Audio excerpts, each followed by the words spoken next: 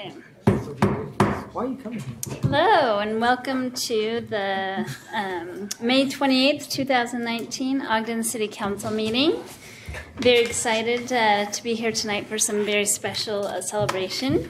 Please let the record note we have all council members present except for Chair Nadolski, who is asked to be excused. That's not you? That's what it says on the front of your... Anyway, you're stuck with me. Sorry. Great. So I've asked Councilmember Lopez.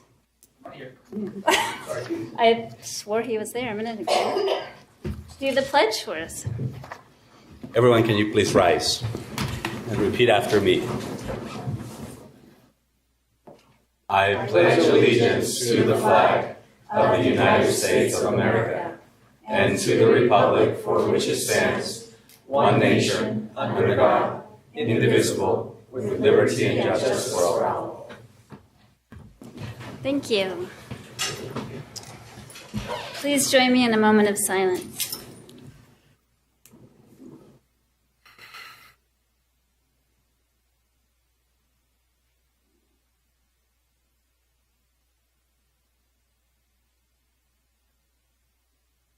Thank you. And now for our recognition, I've asked Marcia, our Councilmember White, to please read the joint proclamation. Thanks, Vice Chair Chaburka. I am very honored to be able to do this tonight. Proclaiming May 30th, 2019 as Joe McQueen Day in Ogden City. Whereas an iconic jazz saxophonist, Joe McQueen, has captivated Utah audiences for decades. He was instrumental in putting Ogden on the map as a hotspot for jazz music. Joe has enriched our community through his talents and dedication. And whereas Joe McQueen began playing jazz music professionally at the age of 14. In 1945, he moved to Ogden with his wife, Thelma. They have lived in Ogden for over 73 years. Since his arrival in Ogden, there has always been an increased excitement for jazz music in the area. And whereas for 7 decades, Joe's music has brought happiness and joy to residents of Ogden. His music has inspired and unified our community. Through his time as a musician, Joe has performed with some of the biggest names in jazz music, such as Duke Ellington, Charlie Parker, and Count Basie. And whereas, for as incredible of a musician Joe is, he is an even better person. He treats everyone he meets with dignity and respect. Joe has always been a strong advocate of equal rights and used his music to advocate integration. And whereas the Ogden musician celebrates his 100th birthday on May 30th, he still performs regularly with his jazz group, the Joe McQueen Quartet, and shows no signs of slowing down. And whereas Joe McQueen is a jazz legend who epitomizes the Ogden spirit. His influence and impact on the Ogden community is remarkable. His legacy will continue to live on for generations to come. Now, therefore, be it resolved that the Ogden City Council and Mayor Michael P. Caldwell hereby proclaim May 30, 2019 as Joe McQueen Day in Ogden City. We proudly recognize Joe for his contributions to our community and present him with the key of the city of Ogden. We wish him a happy birthday and all the best in his future endeavors. And with that, I would like to have us adopt this joint proclamation. Second. So we have a motion by Councilmember White, second by Councilmember Heyer. All in favor? Aye. Any opposed? No way. No.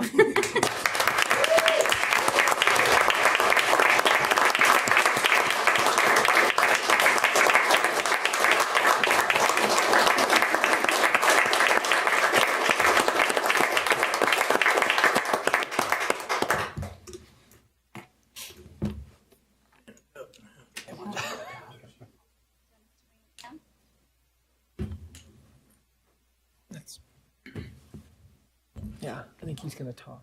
Yeah. I'll take it.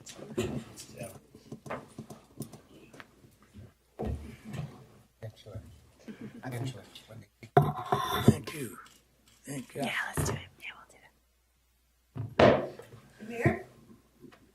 Key to the city.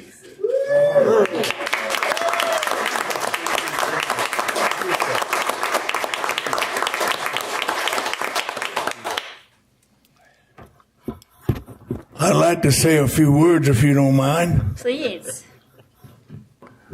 I appreciate all this attention.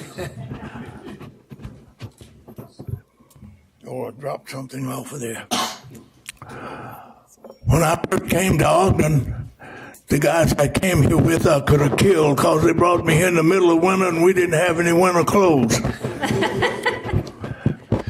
But after summer came around and things turned a little different, and I talked to my wife about it. Incidentally, my wife is at home, and we're still here 73 years later. We decided we'd stick around for a while and see what happened. And what has happened is we've lived here now for the last 73, going on 74 years, and she and I are both glad that we stayed here.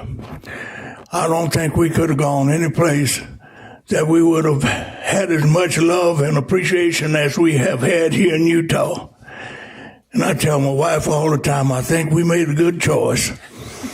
And like I said, I want to thank all you folks for being here today. And this award is one of many that I've gotten, and I never intended to get anything like this. I just came here to play music and try to make a living, and that's it. And this is what has happened to me.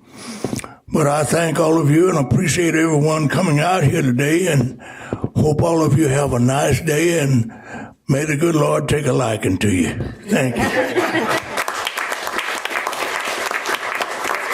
Can we get a photo? We can go down there. Yeah. Go Well, down for there the to picture, the- we should stay here, right? Maybe for the picture, And then we'll we'll stay go up down. here, and then we'll go down there and shake his hand. Yeah, You're gonna come we'll down. come down and shake his hand After the picture. afterwards.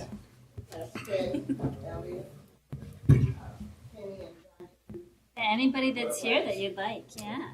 I'll hold the balloons.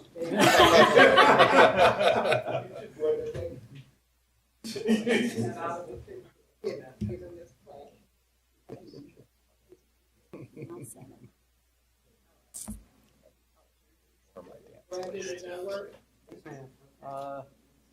Okay, all right here.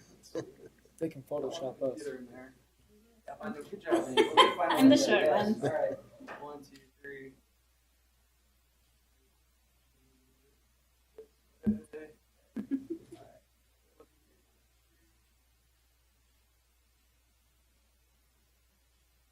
Okay, that should give me enough to work with.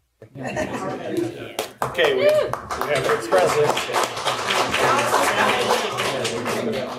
They're gonna take a picture with you as well, okay? Keep going.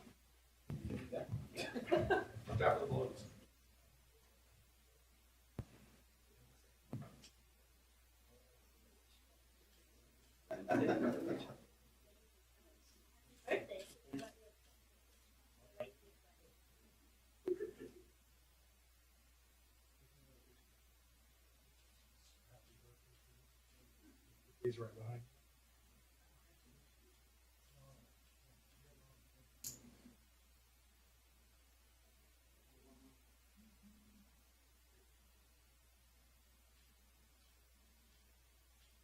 Hold on, hold on. I have one other thing I'd like to say. This is great. All the honors that I've gotten, really great. But my wife and I will celebrate our 75th anniversary on the 10th of next month. All right.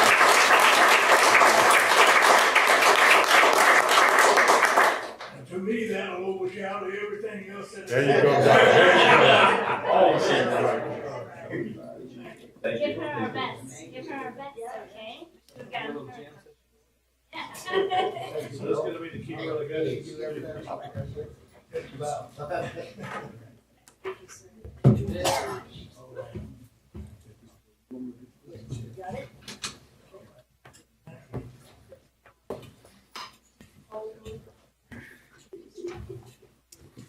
Water bottle in your hair. I'm always doing that. 100 years. It's impressive. 75 years. That's pretty good. Holy Just moly. made it 25. Did you? Just not, yeah. Thank you so much. A happy birthday and happy anniversary. Yeah, no kidding.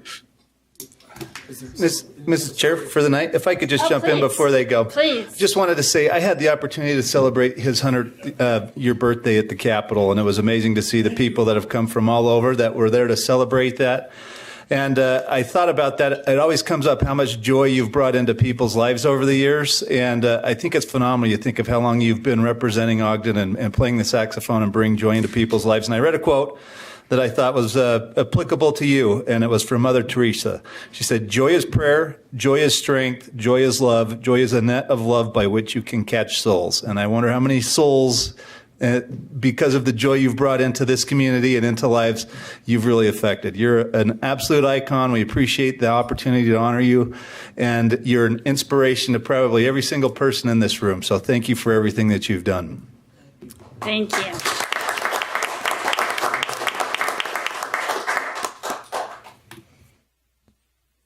Great, thanks so much. So next we have the common consent fiscal year 2019 budget amendments as a common consent item. Madam Vice Chair, if I could, I would make a motion that we adopt the common consent agenda by setting the public hearing for June 18th on item A. Second. So we have a motion by Councilmember Heyer and a second by Councilmember Blair to set the public hearing for June 18, 2019 for the fiscal year 2019 budget amendments.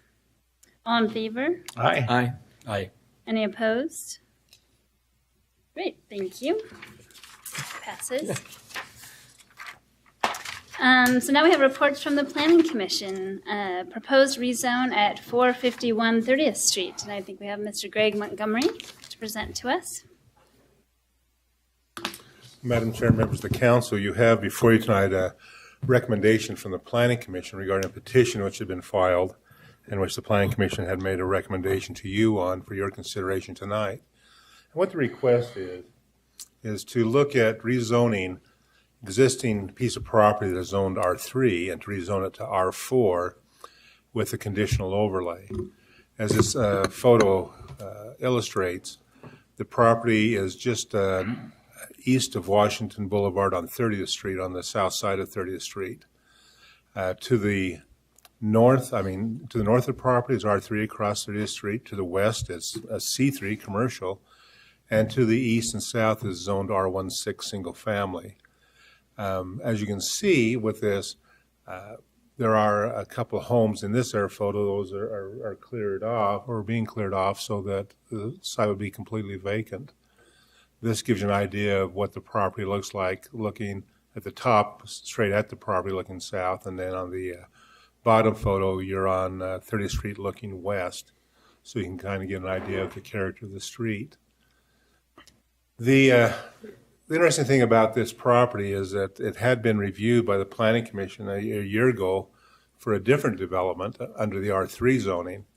And at that time, this is the site plan that had been approved by the Planning Commission for a 15-unit development, which is the maximum the R3 zone would allow.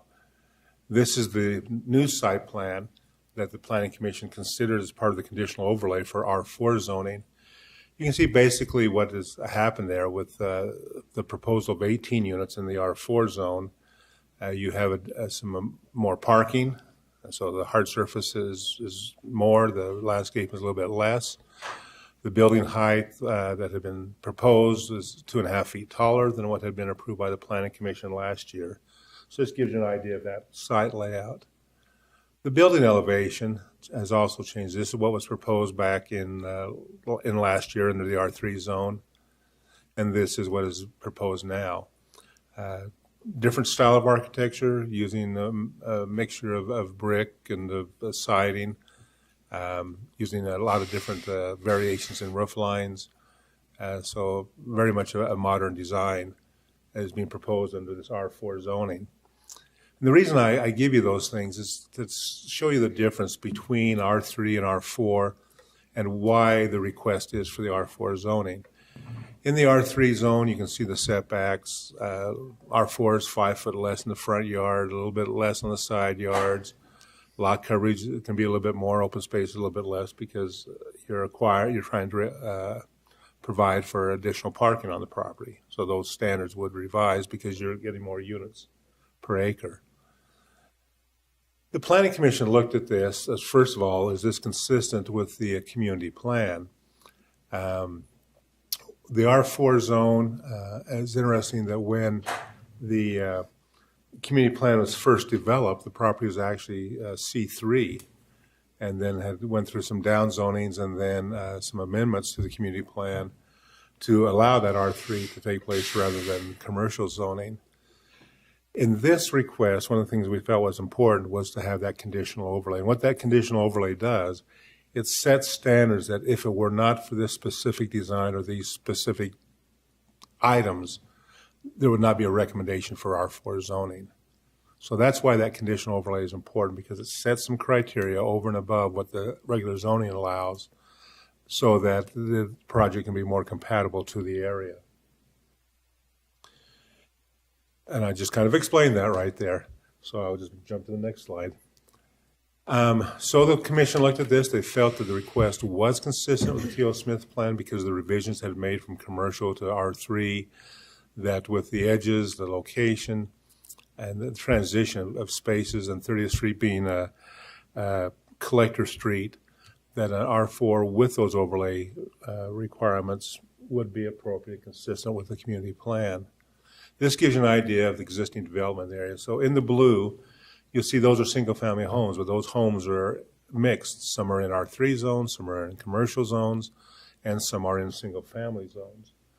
You'll also notice then duplexes. Again, some of them are in single-family zones, which means they're non-conforming. And then you have a commercial development taking place mainly along the Washington frontage, but they extend east into the area off of 30th Street. So that multiple family, the Planning Commission felt, would be a transition from the commercial space to the single family zones that are further to the east. As the Commission looked at it, they also talked about compliance with the general plan, that this provides additional density for infill development, that it helps satisfy the need for additional housing in Ogden's growing population. And the development agreement was established to try to set a barrier, or not a barrier, but a control to make that transition from single family to multiple family. A height limit of 36 feet was established. Normally, in an R1 zone, you can go up to 35 feet, and that's to the middle of a roof, of a pitched roof. The Commission felt a maximum height of 36 feet, since these are flat roofs, would be in character for what could be developed in an R1 zone. And so that was why the height limit was specified.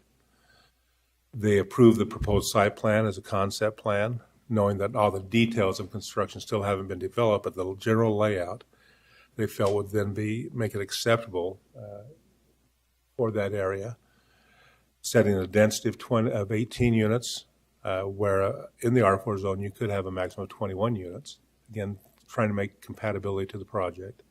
One of the recommendations, we'll talk about this a little bit later, is the Planning Commission had recommended that the dumpster be moved towards the commercial properties rather than along the residential properties. And we'll talk about this in a moment. And that there be a 6-foot tall masonry wall for screening of the parking areas. And we'll also talk about that in a moment. And the building materials, again, specifying that it be brick, EFS, which is another name for a panel, a stucco panel, or those type of things that have insulation to them, and hardy board. There was a letter that, even though no one appeared at the Planning Commission meeting, there was a letter that had been submitted to the Commission raising some concerns about the proposed rezoning. Their concerns were that they felt this was creating an area that was, again, creating a slum-type situation of absentee landlords, of concerns of multiple families who are in situations that aren't the best, that apartments really, there's enough in the area, they don't need any more in the area, The building with its height will block views to the west, and rather than tear homes down, we ought to be restoring those homes. That was the concern of that citizen. So, talked about a couple issues that came out since the work session with the council, and that was the screening fence. That dark black line indicates where a screening fence would be required, and that is along the perimeter where the parking is. The developer is proposing that the fence be vinyl instead of the masonry, which the Planning Commission is recommending. So this is one of those considerations that you need to make of what is appropriate screening material. And so that is before you tonight to consider. In the development agreement, it talks about a masonry fence, 6 foot tall, but there are options that take place in the zoning that allows a variety of types of fences to screen. In the Planning Commission's recommendation to you, they felt that this type of screening fence would be the best type for the neighborhood transition. And rather than saying any type of fence would be allowed that meets the ordinance, they had specifically said the masonry fence because of its durability and its toughness and helps sound and other types of things where this is so close to neighbors. So that's one of my questions, Greg. I know that the Planning Commission did approve the masonry fence. Mm-hmm. Did the petitioner ask for the vinyl fence then, or is that after the Planning Commission had already ruled on this? I think it was after the Planning Commission had ruled on it. Okay. It would be, at the time, the plan had really no determination of what type of fencing, other than fencing would be required. And then the Planning Commission did put that on as a stipulation, feeling that would be a better neighbor than other types of fencing. I wanted to make that a specific item. Okay. The other item was dumpster location.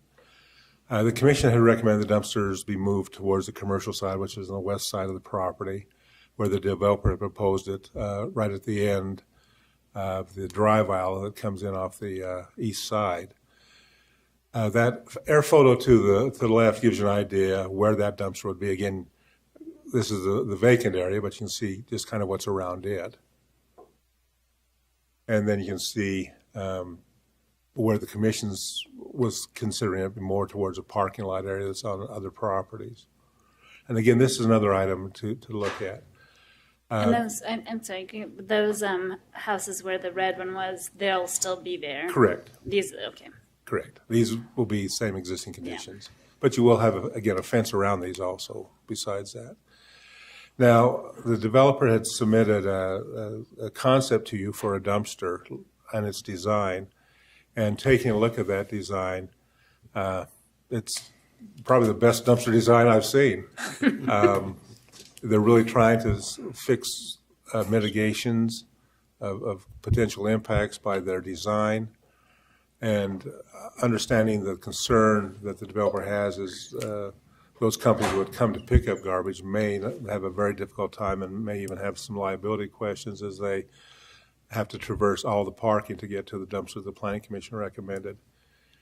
In my estimations, looking at the design, I think if you attach that design as part of the development agreement, I think that location they're proposing would be acceptable with that design. But I think you have to tie that design to the development agreement so that actually will happen because it will help mitigate impacts that could have otherwise, with typical designs, still exist. So where on your so where the red one is or the orange one is where you think that would be okay? That's where the proposal is for. Okay, all right. Yes. As long as the plans for that new design for the dumpster were in place. Incorporated in that development agreement. I know that's contrary to the Planning Commission, but they did not have that design either to look at. So I think that's something different. In the recommendation to you from the Planning Commission, there's a 6-2 vote to approve rezoning to R4 with a conditional overlay. And that is that the overlay also have these minimum requirements, as I mentioned earlier, the 18-unit density maximum, height at 36 feet, and would revise the recommendation that the dumpster move to the west, and then the other terms of the development agreement. The 2 no votes, as noted here, one was feeling there's not much difference between the 38 feet proposed and 36 feet the Commission is recommending. The other no vote was that it should remain R3 and that the additional density in that is not justified for that area. So that's the recommendation before you. Thank you. Any questions for? I'd like to go to the management of the property. Would there be a manager on the premises of the property, or how is that? I think those would be some questions you want to ask the developer on that part of it. Okay. And we can invite them up after. With regards to the building materials, is that all part of the development agreement? Yes. So it's brick and stucco, did you say? Well, EFS, yeah. EFS, okay, yeah. Okay. Insulated panel, and then, so that, now I have to run back here. You're getting good at that PowerPoint thing, though, Greg. Yeah. Notice some fancy. So you can see that bottom design. That is what's in the development agreement of those materials. So you can see the brick and the siding, and and that will be installed. So those variations that take place. So again, that design is also tied in the development agreement. Okay, thanks. One of the commissioners said there was not much difference between a 36 and a 38 feet. Uh-huh. I know it's 2 feet, but is there that great of a distance between those two measurements then? You know, a lot of it depends on how the buildings are designed. You know, there's enough variations in this design already that I think the 36 feet really is just parapet heights, that it doesn't really affect the building itself or the usability of the building. And so I think trying to still keep in tune of what could happen in the R16 zones is important. Greg, excuse me, is that a bus stop area? Is that a what? Is that a bus stop area? Yeah, there is a bus stop. And so they are building 1.5 stalls per unit. Thank you. Any other questions? So, and just, sorry, off of Councilmember Stevens' question, do you just reduce then, I mean, do they need the 2.5 feet to have this design, or is it just extra? No, it really is just parapets that are extra. Okay. It's not because they need it for the third level or something like that? No. Okay. We can ask the developer. Yeah. With the bus stop there, could we decrease the amount of parking in that area? Well, it is. Normally you require 2 stalls per unit, and this will have 1.5 stalls per unit. So the prior iteration, was it by the same developer? No. Okay. Someone different. Property's been transferred at that since then. Okay. All right. Thank you. Thank you. Okay. The petitioner is here too. We invite you if you'd like to speak.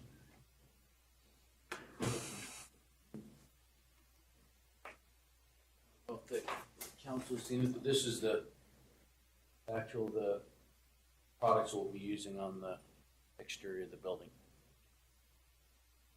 If you want to see a closer, We'll have our. let me know. No, go ahead. And then I'd also like to pass these around. This is some renderings to give a better idea of what the outside looks like. And then this is the actual enclosure. They're all the same, so they don't have to. Just pass this.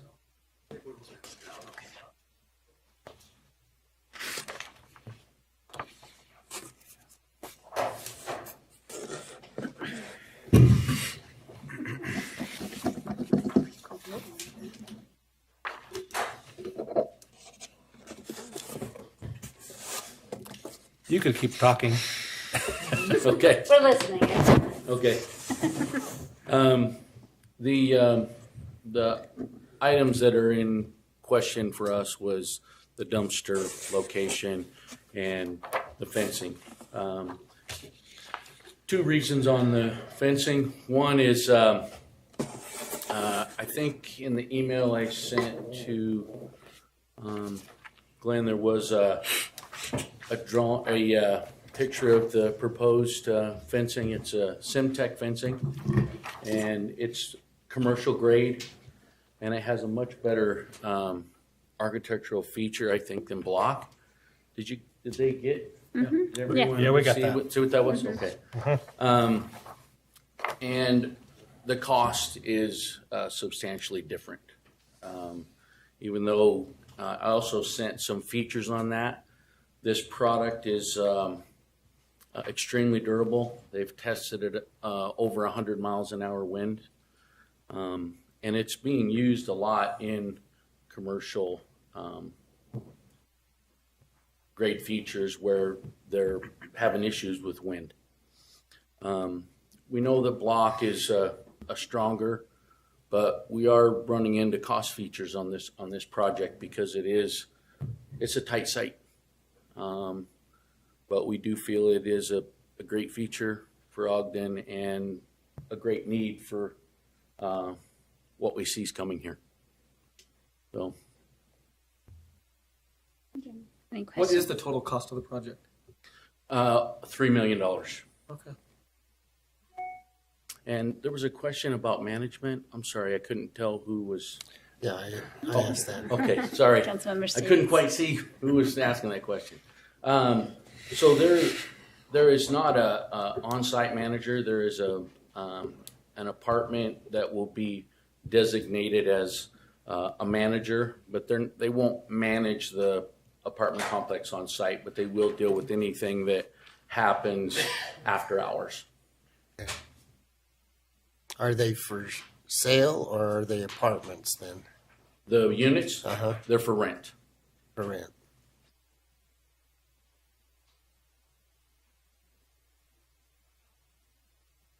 Any other questions? The question I have on whether, you're not excited about masonry, is that a deal breaker for this project to do that? I don't know for sure, but it is super tight, and the owners of the property have asked us that, hey, we've got to stay within budget to make this work. And whenever we first proposed this, we didn't know it was going to be block until we got the development agreement. And then when we looked at what the cost was going to be, then the owners are like, hey, where are we gonna cut costs to make this happen? And we just feel that this is a much better fit. I mean, if you look at that, it's going to look better. It's going to last also, and it doesn't fade. And so block will fade. We'll either have to paint it or maintenance it. And this other product, we don't have to do that with. So it's not just initial cost to put it in, but also long-term cost.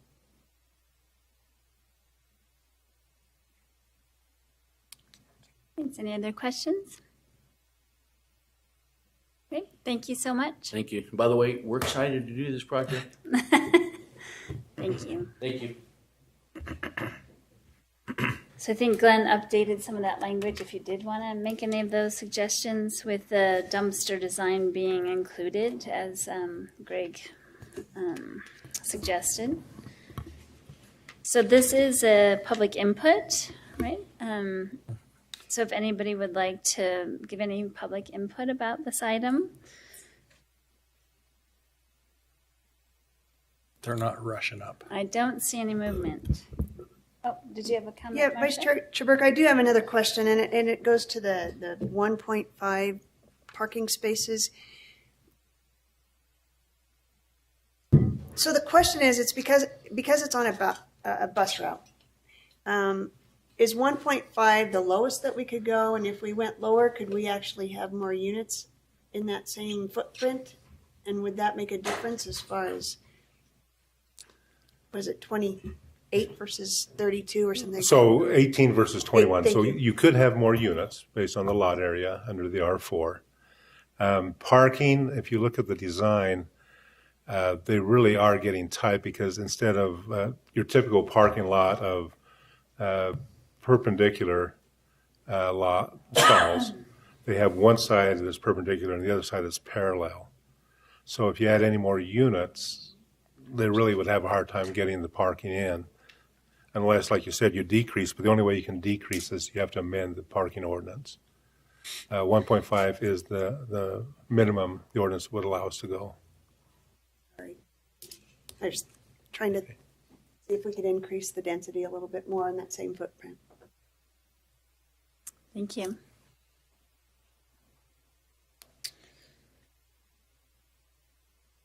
So I don't know if anybody's feeling ready to make any motions on that.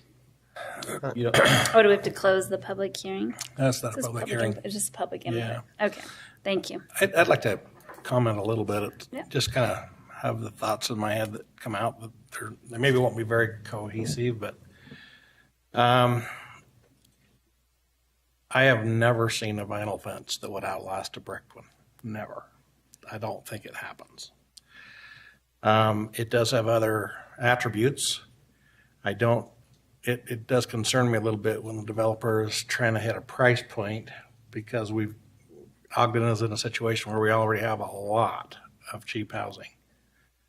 And I think we intend to do a study about this issue later on.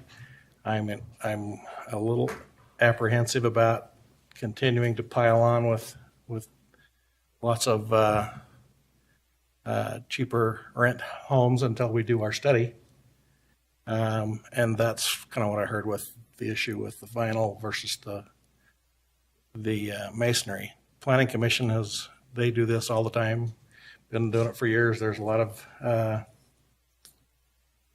of history with those people. They got a lot of years under their belt, and I trust what they recommended with respects to that. I can see the wisdom of moving the dumpster location, and as long as it was enclosed with the enclosure that was provided. And that was not an option that the Planning Commission reviewed. I don't feel too bad about going against that recommendation, but that's kind of where I find myself. I think if we're going to do this at all, increasing density, that we ought to hold the standard as high as we can, just to make sure that we don't continue to keep going on that road. So that's where I am. And I guess maybe if nobody else has anything else to say. I have some concerns along those lines. I think the project has some pluses. Number one is that it's at a bus stop, which adds to the mobility of those living in the area. The other is that it's a vacant property, and I think the use of the land is probably what they're looking at. But some of the negative aspects there is we need to protect the residential area as much as we can, the R16, and protect them so that their property is upholded. But also, I asked that question whether a masonry fence would be a deal breaker, and he says, well, we'd have to cut costs someplace else. And that's concerning. We want a quality product, but I think we also need to have, as Councilman Heyer indicated, that I think masonry is a long-lasting maintenance aspect of it. And of course, I'm not in the fencing business, but I think that is probably something that we need to look at. But if he puts in the masonry, is he going to decrease the quality of the units being placed on this property? Is a concern I would have. Well, that was why I asked the question if the materials that were specified, if that was part of the development agreement, and it is. Yeah. So from that point, I think there's some protection. I will piggyback on Councilman Heyer's comments also. I've had some concerns about anything besides a masonry fence. I believe it fits better with that area. I agree with Councilmember Stevens that this project does fit a need. There are housing issues in that area, and there's people that are always looking for housing. And it's my understanding that these will be full market apartments. These are not subsidized, so that's great for that area. I just, like I have always said, I think there are some there's pros and cons to each type of fence, but for me and my belief is the pros outweigh the cons, and the pros of the masonry fence outweigh the other types of fencing, and I just feel it's more durable. It will last longer, and I believe it holds itself longer. It looks nicer longer. So. Can I just clarify too, because there were two examples of masonry fences. One was a precast something, and the other was a block. It doesn't matter to us. It doesn't. It doesn't matter to me. I have a personal preference, but I don't think you know. Councilman Blair, what kind of fence do you have? Block. Yours is block. Yours is block. And tell me a little bit about that fence. Well, it's got a lovely design on it. Does it? 8 by 8 by 16. Yeah. I just know that we've had some issues with it, whether it be cars running into it, and it marks up, but we're always able to clean it. Sadly, we are in an area where graffiti is prevalent, and when we first put the fence up, graffiti was a problem. The city came and would clean that up, and it always cleaned up very nice. I worry about taking a pressure washer to vinyl fence. I don't know if there's no remains on our wall from the graffiti, and it just makes me nervous. And other than that, I just think it how can I say? I think it defines the area better also. What about the residential people around your place, the homeowners? What's their opinion and viewpoint about your wall? Have you heard? I've never heard anything derogatory about it, no. Okay. So, I mean, no one said anything either way. Good fences do make good neighbors. Yeah. I believe that. That's true. Somewhere. Any other questions or comments? I do have a question for our staff as far as the motion is concerned. If we choose to allow the petitioner's dumpster location, that does change the development agreement some. It's in here. Okay, never mind. You already did it.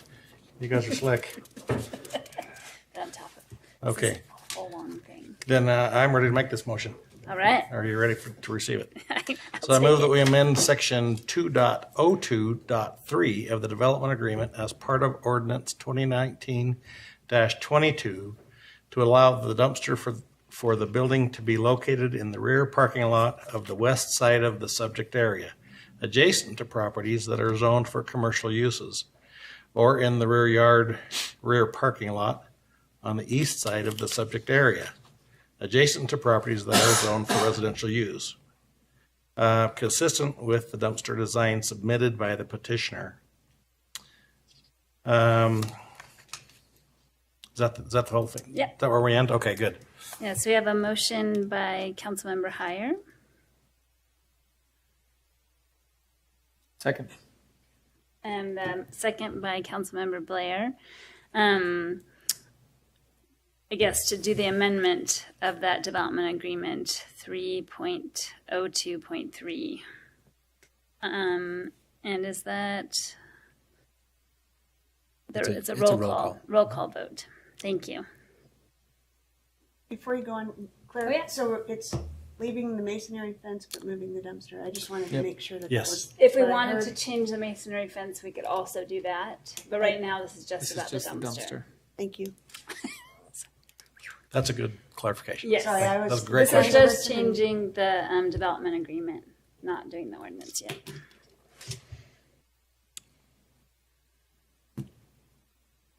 Ready? Oh, yes, Yes, sorry. sorry. Roll call vote. We'll just all stare at Councilmember each Blair? other. Aye. Councilmember Heyer? Aye. Councilmember Lopez? Aye. Councilmember Stevens? Aye. Councilmember White? Aye. Vice Chair Traberka? Aye. And so that passes. Okay, Vice Chair Traberka, if I could also make the motion that we adopt proposed ordinance 2019-22 as amended. Any second? Second. So I have a motion by Councilmember Heyer and a second by Councilmember Blair to adopt proposed ordinance 2019-22 as amended. That's a roll call vote. Councilmember Heyer? Aye. Councilmember Lopez? Aye. Councilmember Stevens? Aye. Councilmember White? Aye. Councilmember Blair? Aye. Vice Chair Traberka? Aye. And that passes as well. Thank you. Thanks for such robust conversation about that. Now we have time for public comment, and this is an opportunity to address the council regarding concerns or ideas on any topic. Please limit your comments to 3 minutes per person, and please state your name for the record. Hello.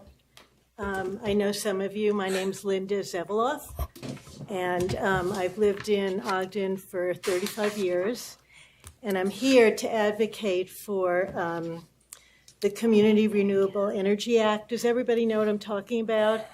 The Utah legislature passed HB 411. Is there anyone that I need to inform about this, or we could skip that because you know what it's all about? Since you only have 3 minutes. Yeah, skip it and we can look it up. We'll look it up. Skip it. Okay.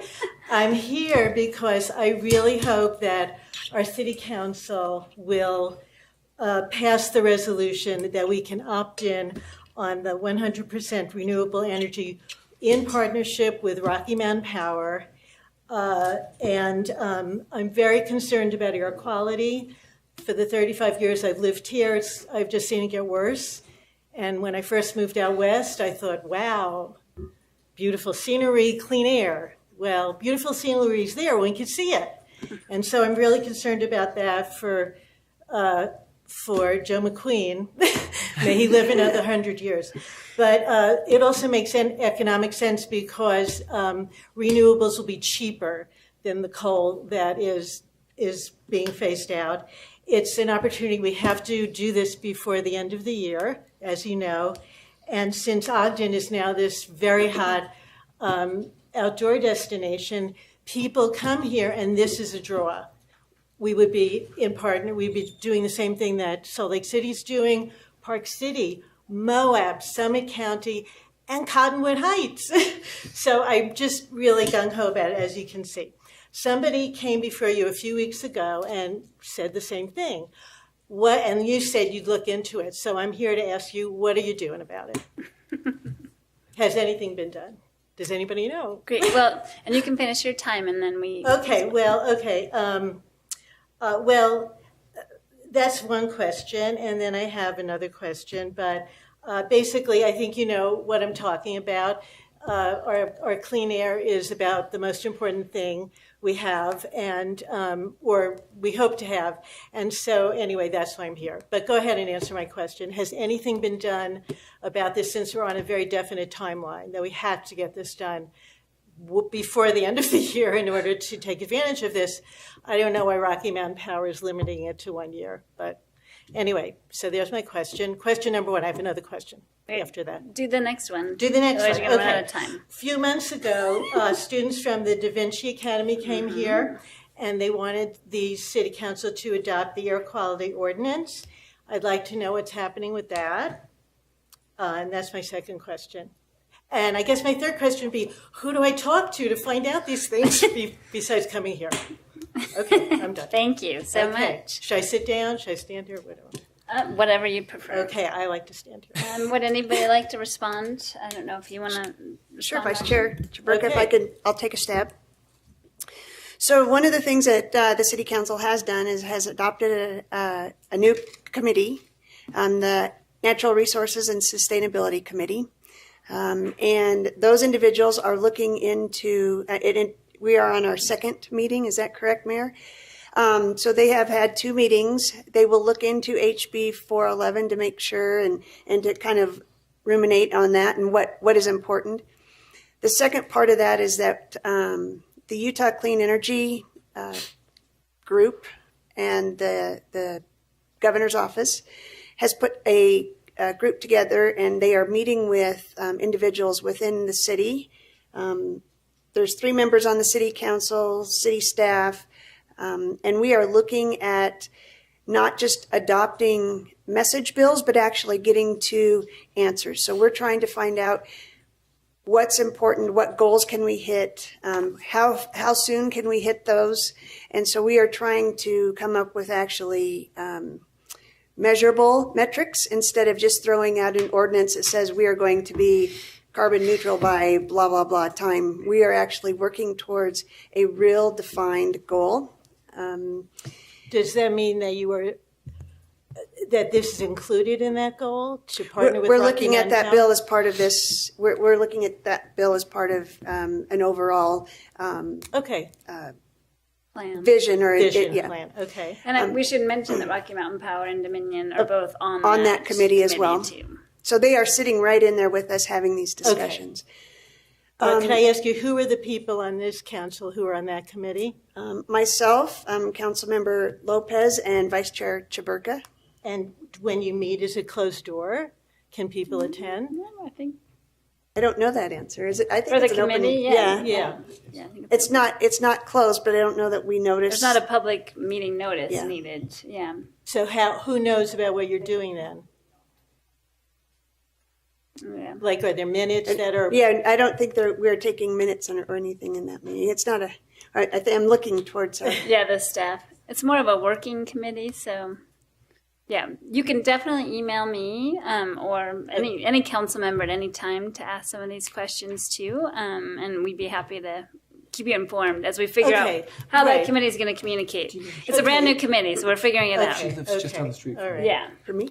Okay, Yeah. sorry, go ahead. You can, Might I just suggest that you walk over to your neighbor, Marcia, and ask her anytime you want? Well, She I wouldn't do that. Yeah. Uninvited. She lives right there close. Or I so if can you ever come have to any, your you can talk. You're always welcome at my house. Yes, and Linda, we're on a book club together, but I've elected myself out of that book club because it's on Tuesday nights. You're too busy, so, right? So, Tuesday.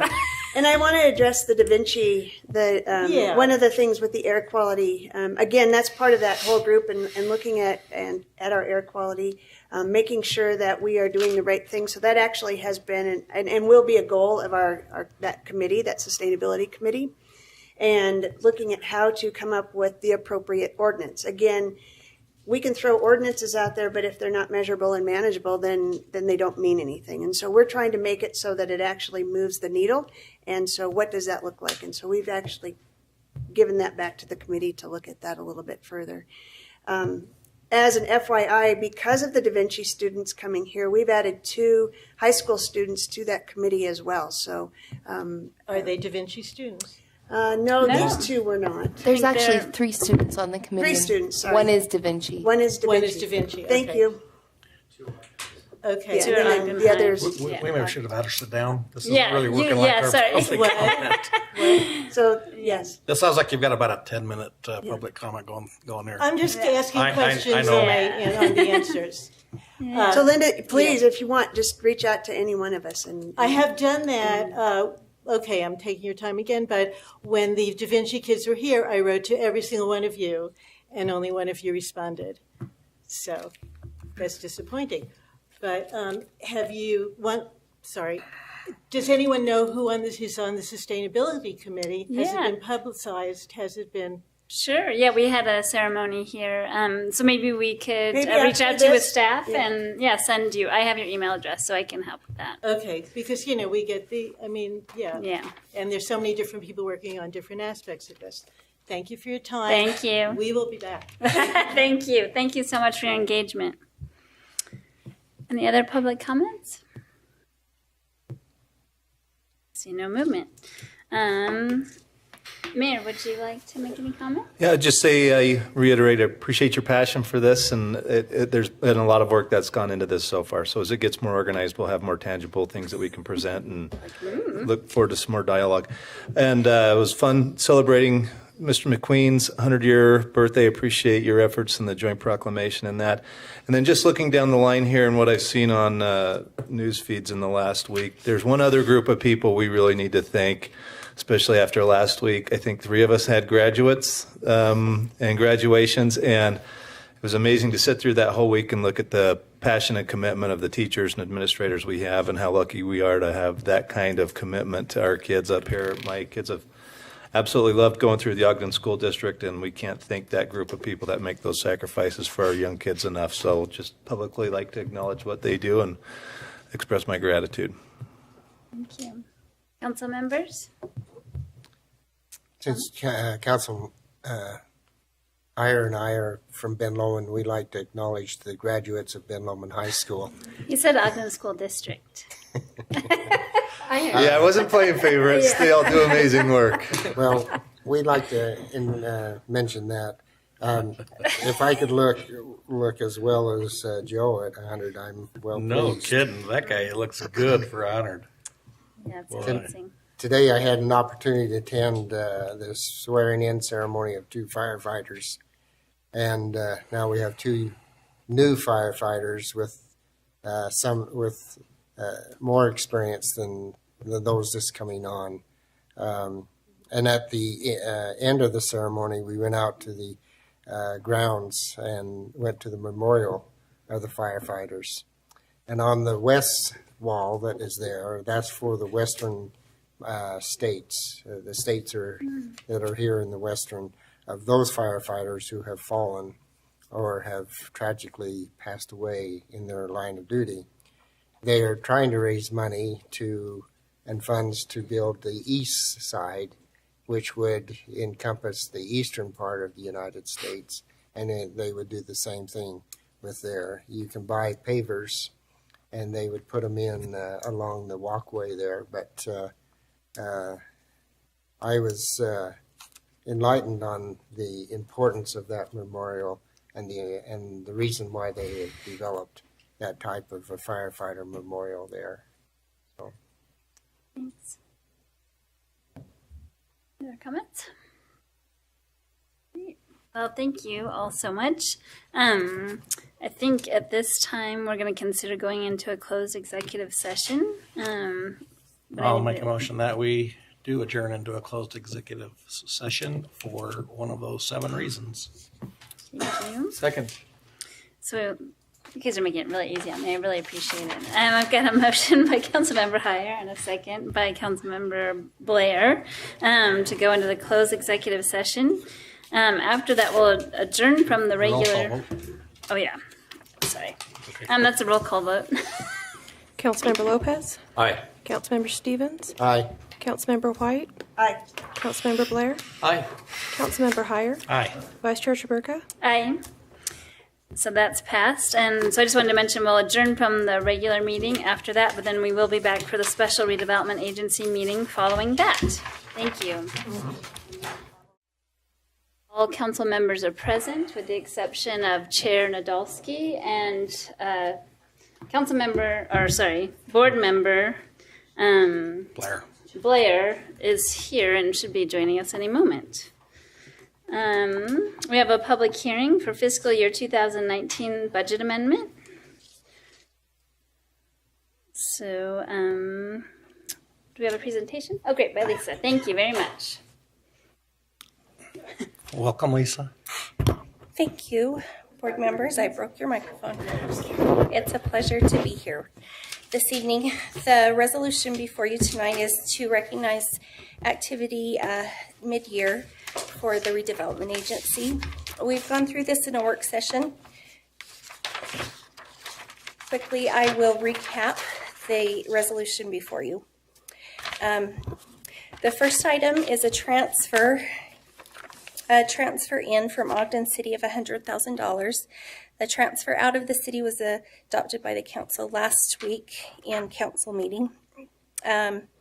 This will allow the city to purchase property in the River RDA area. The second item is in the Kiesel RDA area. We're asking to appropriate $351,000. This is additional tax revenue received this year from the county. The distribution from fiscal year 18 was not made. It was corrected in fiscal year 19. So we're asking to appropriate these funds. A portion of them will go to contracted services, $250,000, and a portion we're asking to appropriate to interfund transfers. These will go to the housing fund. Additionally, we're asking to appropriate funds in the RDA Housing Fund. Prior year fund balance in the amount of $956,450. The sale of property in the amount of $279,425. These will go to work in the Quality Neighborhoods program. And finally, we're asking for an appropriation of $318,225 in also the redevelopment housing area. This is funds from the rents collected at the Rite Aid building. We're asking to appropriate to the housing fund for property purchase. Do you have any questions regarding this budget action? Any questions? I have a clarification.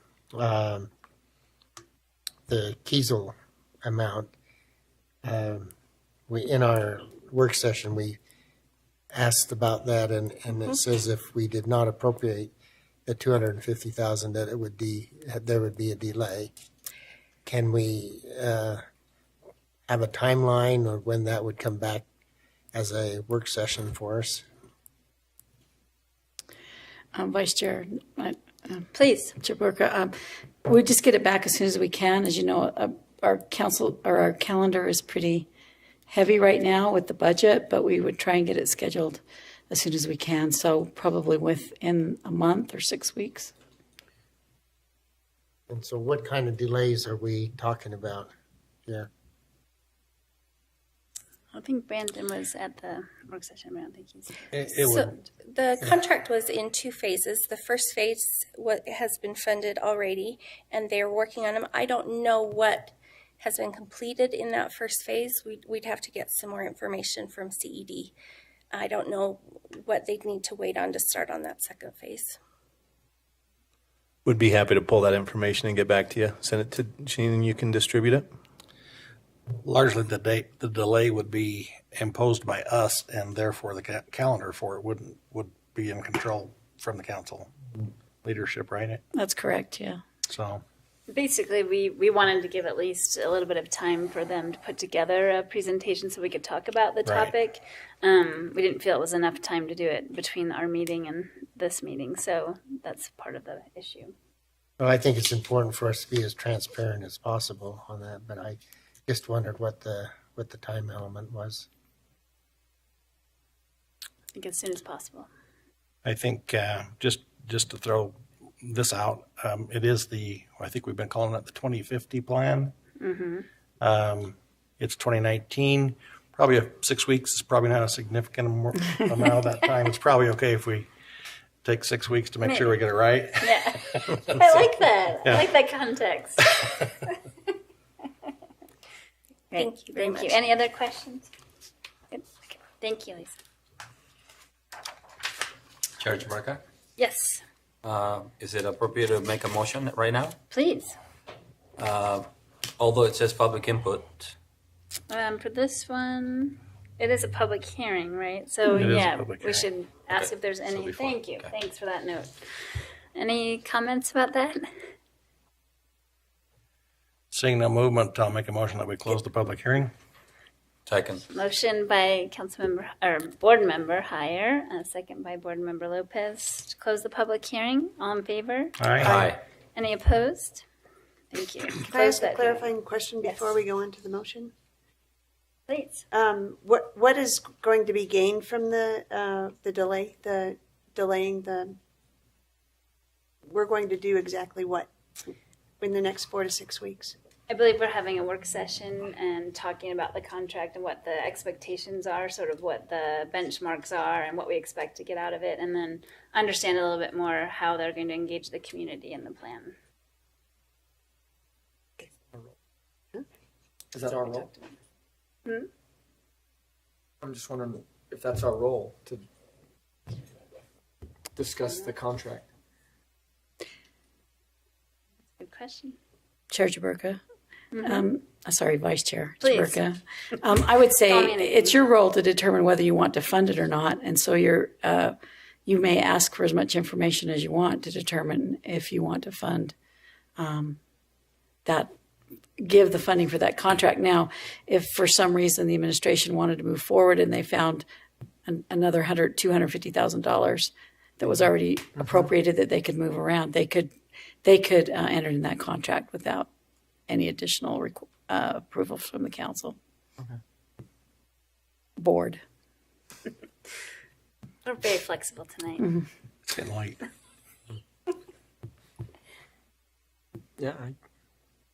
Any other questions? Discussion? If there are no other questions, I would like to make a motion We need to that we amend Resolution 2019-7 to remove the $250,000 appropriation for contractual services from the Kiesel redevelopment area budget, leaving those funds in fund balance until such time as the board determines the best use for those funds, and to adopt amended Resolution 2019-7. I'll second. So we have a motion by Board Member Lopez and a second by Board Member Heyer. This is a roll call vote. Board Member Blair? Aye. Board Member Heyer? Aye. Board Member Lopez? Aye.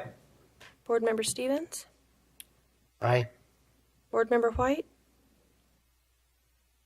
Aye. Vice Chair Chaburka? Aye. You got to declare whether it passed or Oh, sorry, that passed. I apologize. That passed, thank you. So now we have time for public comment. Perhaps you, Brandon. You look kind of like you want to know. Okay. No one's moving. Any comments from the executive director? Nothing to add. Thank you. And from the board members?